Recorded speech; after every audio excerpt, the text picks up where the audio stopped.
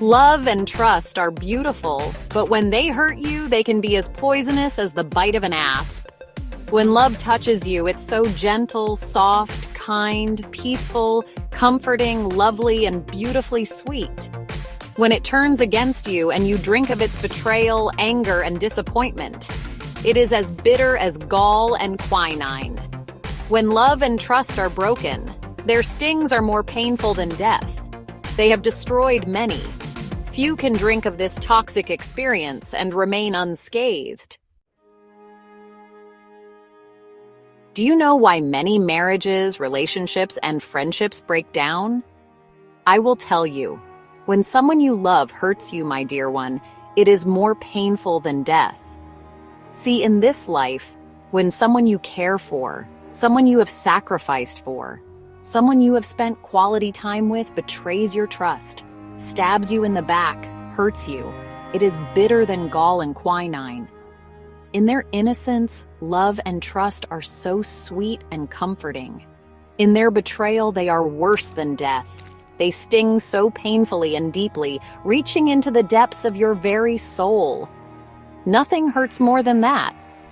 That is why many people go mad, take their lives, or just break up from friends, spouses, or relationships.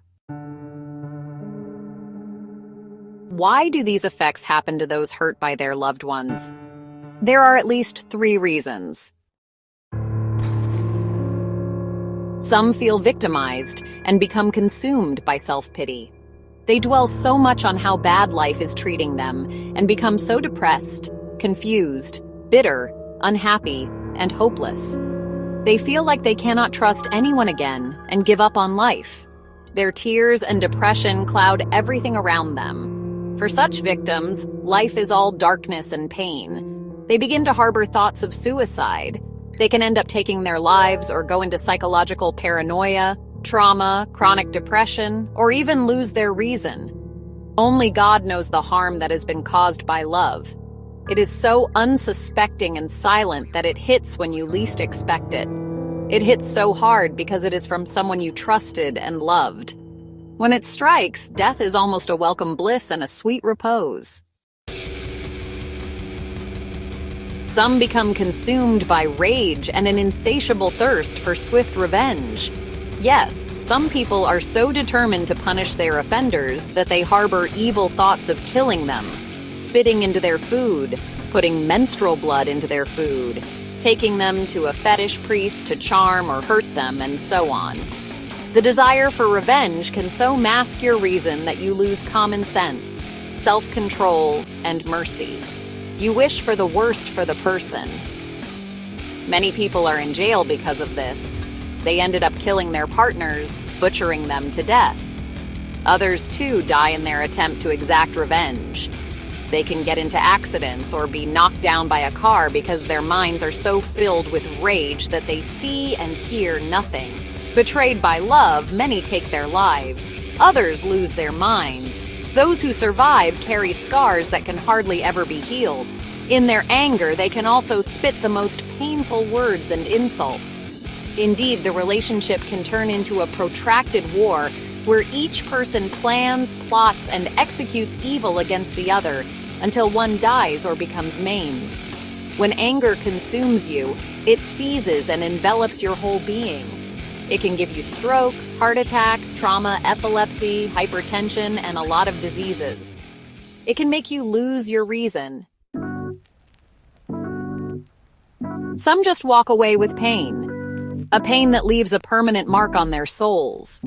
A mark that affects their subsequent relationships. Having been deceived or disappointed before, they guard their hearts against falling deeply into trust and love again. They are afraid of becoming vulnerable again. Hence, if they ever enter into another relationship, these victims become hardened, suspicious of everything, paranoid, overly careful, and difficult to please. This affects their future relationships and can even threaten it. Many a soul have been destroyed by friends, family, partners, and loved ones. They become so devastated and shocked. The trauma they go through affects their mental and physical health. Few come out whole. In the 3 scenarios described above, The person who has been hurt hurts himself or herself further by brooding over his or her victimhood or harboring vengeance. You will therefore agree with me that the three approaches described above are not the best for any human being. It only makes you a talkative, a psychopath, paranoid, doubting, and a den of mental and cardiovascular diseases. If you have been hurt by a trusted or loved one, don't dwell on the hurt. Don't be consumed by rage. Better forgive for your own mental and physical health's sake. So what should someone who has been hurt by a loved one do? You may ask. There's no better solution to being hurt than forgiveness. When someone you love hurts you, don't dwell on it, or it will affect your mind and heart. It will make you wicked, bitter, and heartless. Look at the bright side, my love. Instead of thinking of the evil done to you, think of the good things they have done for you. Think of the good times. As you dwell on the good and positive things of your partner or loved one, the evils they have done you will immediately begin to disappear from your view.